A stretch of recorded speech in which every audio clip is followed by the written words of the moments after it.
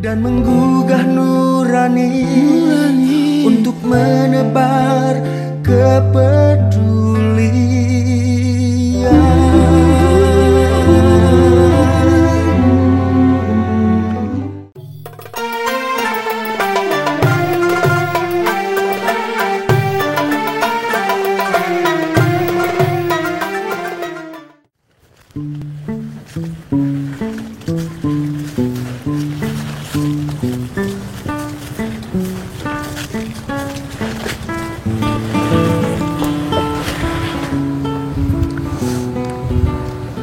Qala Allah Ta'ala fi kitabihil karim, Ar-rijalu qawwamuna 'alan nisa bima faddalallahu ba'dahum 'ala ba'din wa bima anfaqu min amwalihim.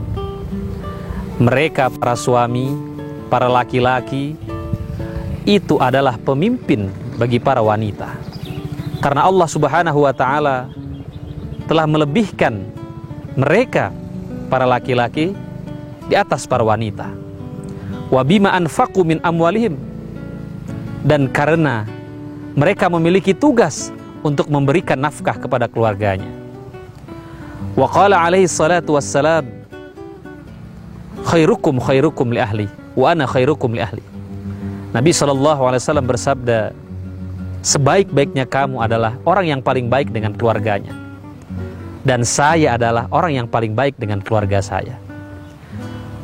Sahabat Wisata Kolbu yang dimuliakan Allah Subhanahu wa Ta'ala, pada episode yang ke-38 ini saya Faisal Kunhi insyaallah akan membahas satu tema yang berjudul bagaimana ciri-ciri suami teladan dalam Islam.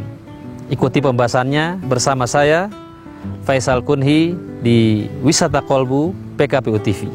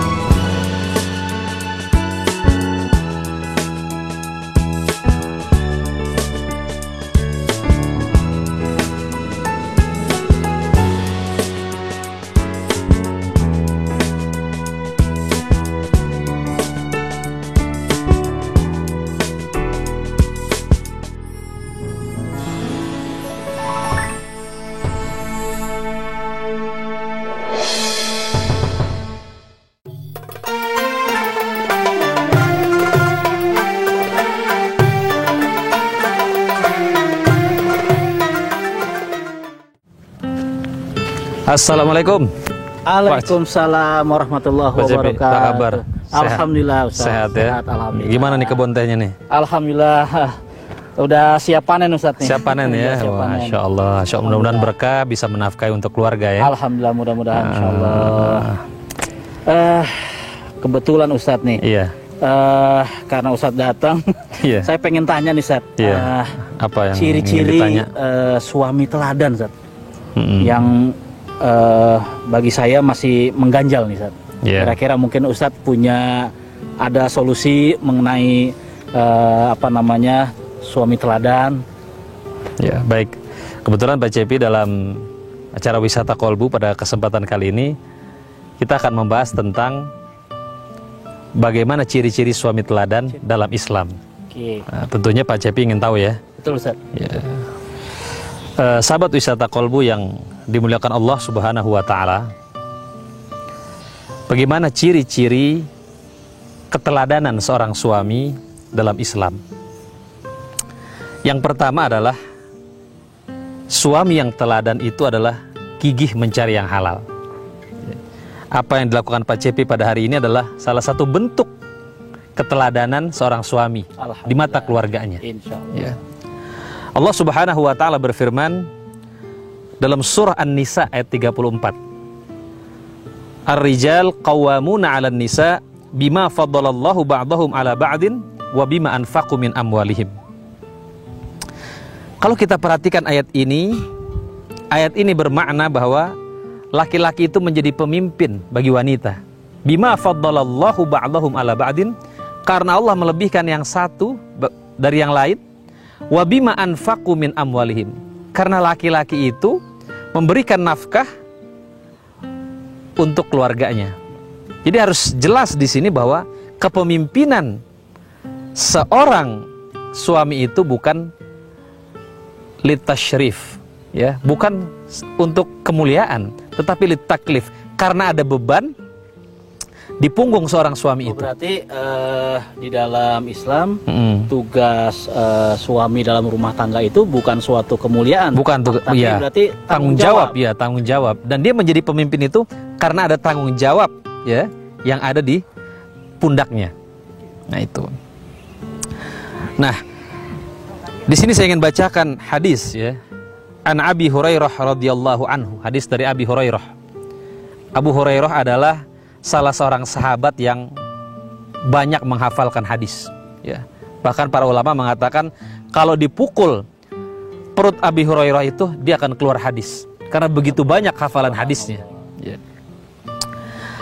An Abi Hurairah radhiyallahu anhu qala Rasulullah sallallahu alaihi wasallam li ayyahtataba ahadukum huzmatan ala dhahrihi khairun lahu min ayyas'ala ahadan falyu'tihi aw yamna'u. Tafaqqun alaih. Seorang di antara kamu membawa kayu, ya, kayu bakar di atas pundaknya, itu lebih baik daripada dia meminta-minta. Apakah ketika dia meminta-minta itu dia diberi atau tidak? Lebih baik dia itu membawa kayu bakar. Jadi apa yang dilakukan Pak CP hari ini sebuah kemuliaan, ya. Bahkan Rasulullah SAW pernah bertemu, ya, bertemu dengan seseorang dari hutan. Dilihat tangannya merah karena habis membawa kayu bakar. Maka Rasulullah mengatakan, inilah tangan yang dicintai Allah dan Rasulnya. Nah, kemudian juga para nabi, ya. Para nabi itu juga adalah para pekerja, ya. Para nabi bukan orang yang duduk setelah sholat diam, tetapi mereka adalah sosok yang mujahid dalam mencari rezeki yang halal. Bahkan Rasulullah mengatakan thalabul halal jihad. Mencari harta yang halal itu adalah jihad. Nah, di sini juga dikatakan dari Abi Hurairah juga, ya. Anin Nabi sallallahu alaihi wasallam, kana Daud alaihissalam la ya'kul illa min amali yadih. Nabi Daud itu tidak makan kecuali dari hasil tangannya sendiri, hasil jerih payahnya sendiri. Maka seorang suami yang gigih mencari harta yang halal, dia akan lebih mempunyai kewibawaan daripada yang meminta-minta. Ini juga hadis diriwayatkan dari Abi Hurairah, ya. Abu Hurairah itu memang seseorang yang hidupnya sebentar dengan Rasulullah, tetapi banyak meriwayatkan hadis, ya. Sebentar tapi sering. Seorang sahabat, ya. Iya, sebentar tapi sering. Walaupun ada yang bertanya kenapa Abu Hurairah itu banyak meriwayatkan hadis, padahal dia hanya sebentar bersama Rasulullah. Iya, sebentar tapi sering persahabatannya dengan Rasulullah SAW. Ya. Nah, kemudian juga dari Abi Hurairah juga, anna Rasulullah SAW kana Zakaria alaihissalam najjaran. Nabi Zakaria itu juga tukang kayu ternyata. Hadis ini diriwayatkan oleh Muslim. Nah, ketika seorang suami mewajibkan dirinya untuk mencari harta yang halal, itu maknanya dia telah menyelamatkan keluarganya dari api neraka.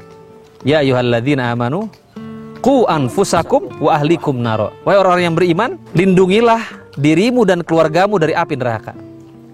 Dan ketika seorang suami juga mencari harta yang halal, maknanya adalah dia telah menjadikan anggota keluarganya itu orang-orang yang diijabah doanya. Karena setiap ada rezeki yang haram yang masuk dalam perut kita, itu membuat doa kita menjadi tidak diijabah oleh Allah Subhanahu wa taala.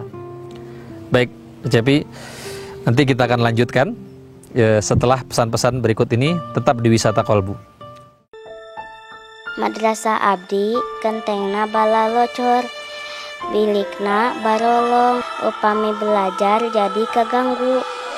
Ayeuna sumping bantuan, abdi sadaya ngiring ngabantos, ngabangun madrasah.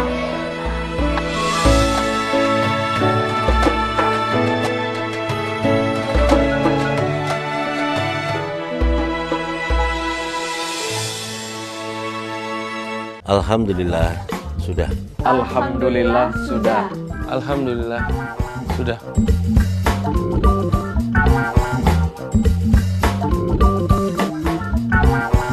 Alhamdulillah sudah.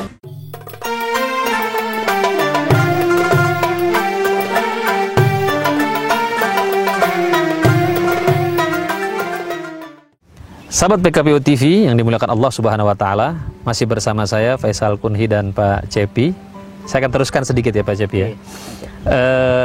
Tadi ya, ada Abu Hurairah pada suatu hari pernah datang kepada Rasulullah, minta didoakan agar dia menjadi orang yang doanya dikabulkan. Rasulullah mengatakan dalam satu perkataan yang singkat saja. Memang Rasulullah itu diberikan kemampuan oleh Allah Subhanahu wa taala untuk bisa berkata dengan kata-kata yang singkat tapi syarat makna. Nabi mengatakan atib tu'mataka tustajab da'watuka. Perbaiki cara makanmu, maka doamu akan diijabah oleh Allah Subhanahu wa taala. Nah, seorang suami yang concern tentang bagaimana mencari rezeki yang halal untuk keluarganya, maka sama artinya dia sedang mempersiapkan bahwa anggota keluarganya itu adalah orang-orang yang doanya didengar oleh Allah Subhanahu wa taala. Ada lagi pertanyaan Pak Cepi? Ini Ustaz, saya ingin bertanya, mungkin ini sangat krusial juga ya yang selama ini terjadi di tengah masyarakat, yaitu tugas mendidik ini sebenarnya apa hanya tugas seorang ibu dan suami hanya mencari nafkah saja, atau suami juga ikut membantu dalam mendidik seorang anak gitu. Ya, baik. Ya, banyak kalau kita lihat di masyarakat kita sekarang bahwa seorang suami cukup dia bekerja, pergi pagi, pulang sore mencari nafkah, lalu pendidikan 100% dia serahkan kepada istrinya. Nah, itulah yang selama ini terjadi, Ustaz. Iya. Lalu ketika anaknya misalnya kena narkoba, anaknya terjebak dalam free sex, lalu seorang suami menyalahkan istrinya. Tentu tidak. Seorang suami harus hadir dalam pendidikan anak-anaknya. Nah, di sini ada 3 alasan menurut Ustadz Amr Khalid dalam bukunya, yaitu Membangun Surga di Rumah Kita. Beliau mengatakan bahwa ada 3 alasan kenapa seorang suami harus terlibat dalam mendidik anak-anaknya. Yang pertama, anak-anak itu membutuhkan sosok ayah. Ya. Ayah itu menjadi uswah, menjadi model dalam kehidupan berkeluarga, karena dia menjadi imam. Ya. Imam itu dalam bahasa dari kata-kata amam, depan. Berarti dia menjadi sesuatu yang dicontoh. Ya. Yang kedua, tidak mendampingi mereka membuat kita kehilangan nikmat terbesar. Maka memerani sebagai seorang ayah harus kita nikmati. Karena menjadi seorang ayah itu nikmat, menjadi seorang ibu itu nikmat, menjadi seorang kakak bagi adik-adiknya itu adalah nikmat. Jadi seluruhnya adalah kenikmatan. Jadi ketika kita tidak mau hadir dalam pendidikan anak-anak kita, sama saja kita menghalangi diri kita dari nikmat yang terbesar.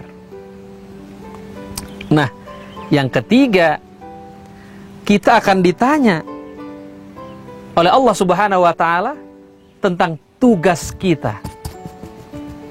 Ya, bukan berarti hanya ibu yang ditanya, seorang ayah pun akan ditanya. Nah, yang harus diperhatikan juga bagi seorang ayah bahwa setiap tenaga, materi yang dia keluarkan itu adalah investasi. Ya, investasi baginya di akhirat nanti. Ya. Rasulullah SAW bersabda, hadis dari Jabir bin Samirah, qala Rasulullah SAW, li ayyu addibar rajul waladahu khairun min ayyatasaddaqa bisa. Seseorang ayah mendidik anaknya itu lebih baik daripada dia bersedekah 1 sa'. Luar biasa. Karena pendidikan itu adalah investasi. Ya. Siapa yang tidak mau investasi ketika anak-anaknya kecil, maka dia tidak akan mendapatkan hasil ketika nanti anak-anaknya sudah besar. Ada sebuah syair ya, dikatakan innal ghusuna idza qawamtahu i'tadalat wa la yalinu idza qawamta wal khashab. Ranting itu kalau masih ranting, masih anak-anak, mau diluruskan itu gampang. Tetapi kalau sudah jadi kayu, susah diluruskan. Maka seorang ayah harus hadir dalam pendidikan anak-anaknya. Nah kemudian juga, ya tadi ya, banyak fenomena pendidikan 100% diserahkan kepada seorang ibu. Ya. Lalu ketika anak-anak gagal, maka ibu yang disalahkan. Nah ini diibaratkan seperti perahu yang tak sampai. Maksudnya gimana? Nah, maksudnya begini, ketika ada perahu, ya, kalau pendayungnya itu cuma satu, kira-kira sampai nggak ke pulau tujuan? Tentu tidak akan sampai. Nah, perahu itu diibaratkan adalah rumah tangga kita. Pendayung itu adalah suami dan istri. Kalau yang mendayung hanya seorang ibu, maka dia tidak akan sampai kepada pulau tujuan.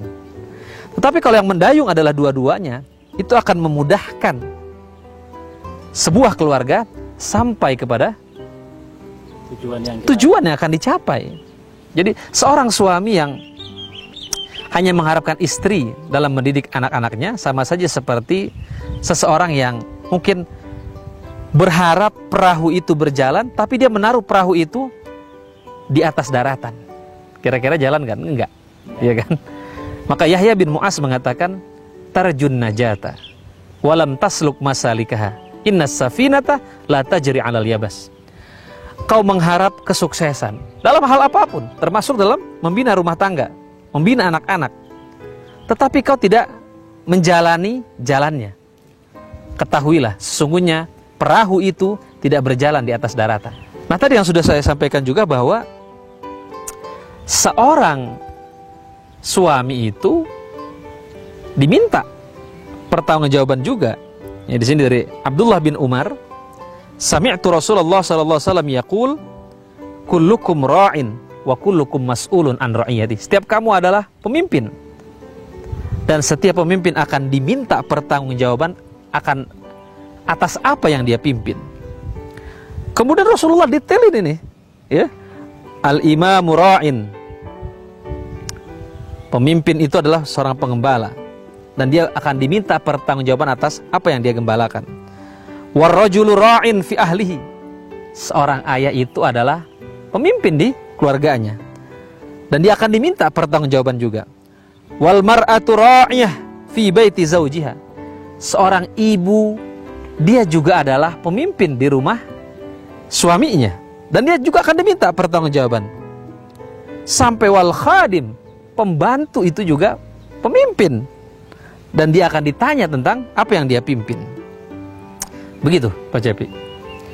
Jadi jangan sampai kita menyerahkan pendidikan itu 100% kepada seorang ibu. Tentu seorang ibu itu sudah banyak tugasnya. Maka kita sebagai seorang ayah itu harus membantu. Ya.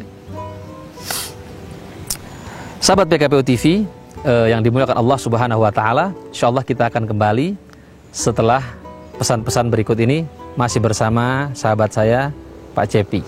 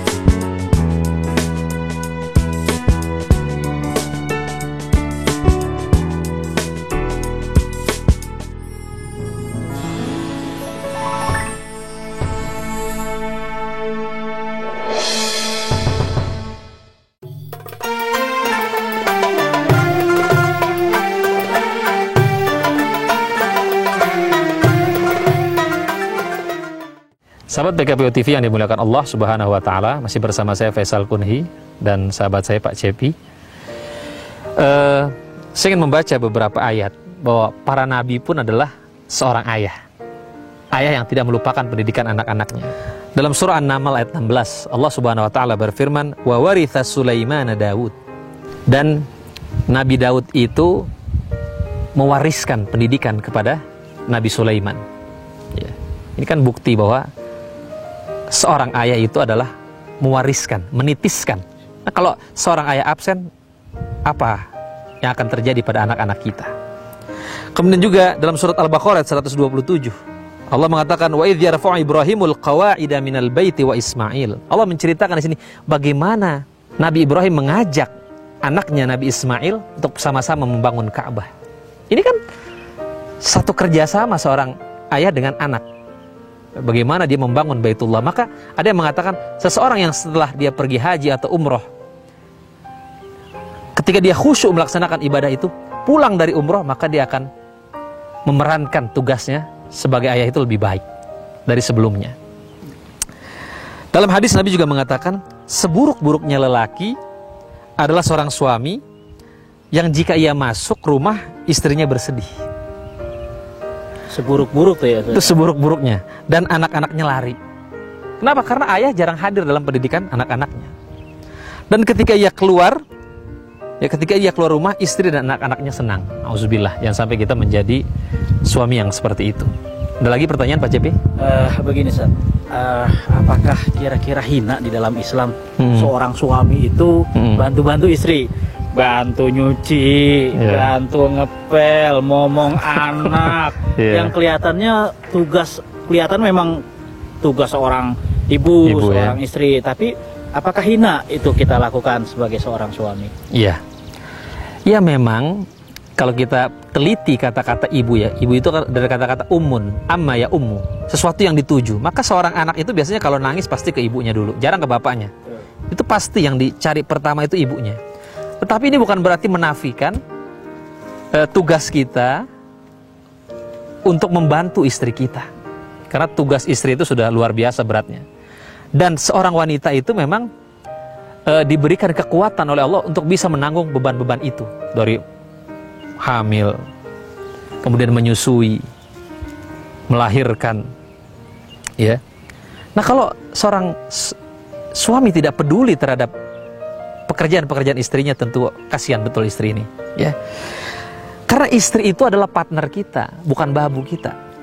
Babu saja kita nggak boleh nyuruh seenaknya, nah apalagi istri. Maka suami tidak boleh segan, ya, tidak boleh segan membantu istrinya, ya. Sebagaimana hadis ya dari Aisyah radhiyallahu anha, qala Rasulullah sallallahu alaihi wasallam, khairukum li ahli.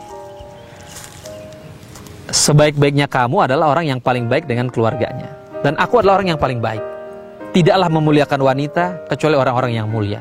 Dan tidaklah menghinakan wanita kecuali dia orang-orang yang hina. Pernah pada suatu hari saya ingin cerita juga nih. Suatu hari ada seseorang ingin mengadu kepada Umar bin Khattab tentang perilaku istrinya. Ya. Oh, istrinya itu cerewet dan lain sebagainya. Suka mengangkat suaranya. Ternyata ketika dia datang ke rumah Umar, ya, dia mau mengadukan permasalahannya, dia sedang melihat bahwa istrinya Umar juga sedang mengangkat suaranya kepada Umar. Dia nggak jadi ngadu. Jadi nggak ini ya, malah ngelihat pemimpinnya ya. Iya, nggak jadi. Ngadu malah enggak. Nah lalu orang ini bertanya kepada Umar, Umar kenapa kau diam saja? Apa nih?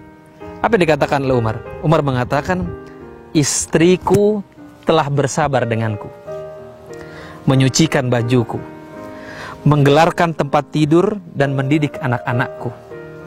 Dia telah melakukan itu semua dan bersabar denganku. Lantas, mengapa saya tidak bersabar jika dia mengangkat suaranya kepadaku? Luar biasa nih, selevel Umar bin Khattab mengatakan seperti itu. Kadang-kadang kita baru istri begitu aja kita udah berlaku keras kepadanya. Ini tentunya bukan cermin seorang suami yang teladan. Kemudian juga ciri suami teladan selanjutnya adalah penyayang. Ya. Jangan lupa tuh kalau kita mau pergi, coba cium anak-anak kita, atau mungkin mencium istri kita. Ini ada sebuah hadis ya, di mana ada seseorang yang mempunyai 10 orang anak, 10 orang anak, tapi satupun dia nggak pernah cium. Ya. Apa komentar Nabi? Komentar Nabi adalah man la yarham la yurham. Siapa yang tidak mengasihi maka tidak akan dikasihi. Karena apa yang kita lakukan kepada anak-anak kita, nanti anak-anak kita pun akan melakukannya kepada anak-anaknya nanti. Itu akan mewarisi terus. Ya. Jadi seorang suami yang teladan adalah dia penyayang. Bahasanya bukan bahasa kekerasan, bukan pemukulan. Ya. Ini juga ada satu hadis lagi saya bacakan. Ada seorang sahabat bertanya, "Ya Rasulullah, ma haqqu zaujati ahadina alaih?" Apa hak ya seorang istri ya? Pertama, antut imaha idza ta'imta. Kau beri makan apa yang dia makan. Wa taksuha idza tasaita. Kasih pakaian apa yang kau pakai. Jangan kita pakaian bagus, istri jelek. Kita makan enak, istri makanannya nggak enak. Wala tadribil wajah. Jangan kamu pukul mukanya. Wala tuqabbih, jangan kamu jelek-jelekan. Wala tahjur illa fil bait, dan jangan kamu tinggalkan kecuali di rumah. Ya. Karena memang suami istri itu digambarkan dalam Al-Quran libas, pakaian. Fungsi pakaian itu apa? Menutup kan. Hunna libasul lakum wa antum libasul lahun. Mereka itu pakaian buat kamu, kamu juga pakaian buat mereka. Jadi sebelum orang mencanangkan kekerasan dalam rumah tangga, Islam sudah terlebih dahulu. Wala tadribil wajh, jangan pukul istri. Maka ada seorang ulama mengatakan, nikahilah anakmu dengan pria yang baik-baik. Kalau dia mencintainya, dia pergaul dengan baik. Tapi seandainya pun dia tidak mencintainya, dia akan ceraikan dengan cara yang baik-baik, tidak dia pukul. Nah, kemudian juga di sini diceritakan juga bagaimana Rasulullah juga seorang kakek yang penyayang terhadap cucunya. Ya.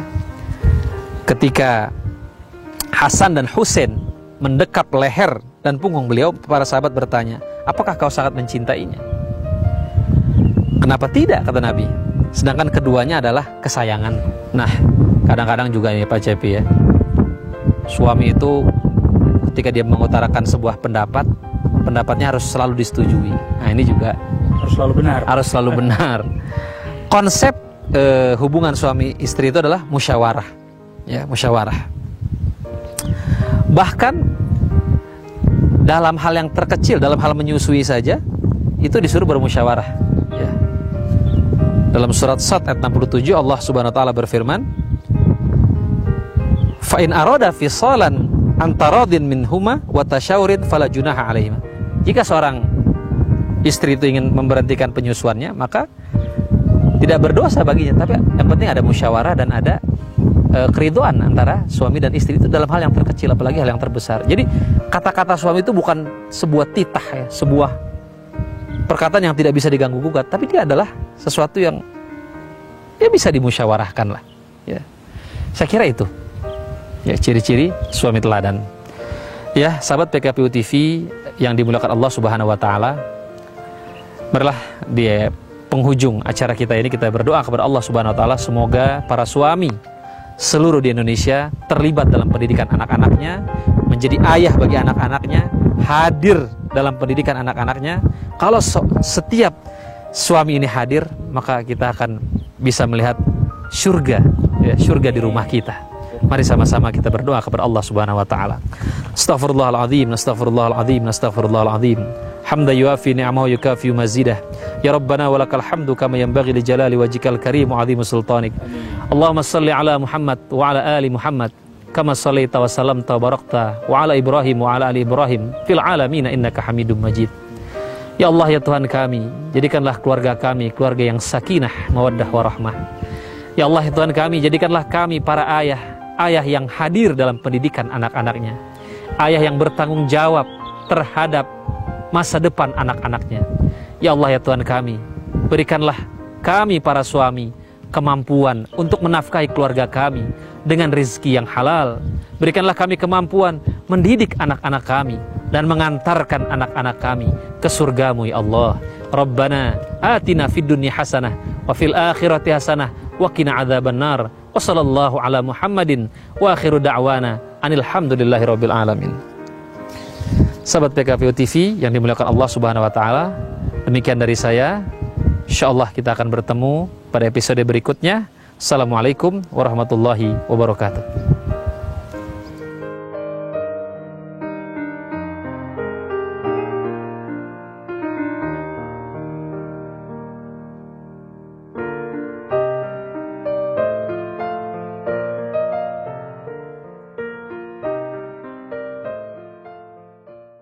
Dan menggugah nurani untuk menebar kepedulian.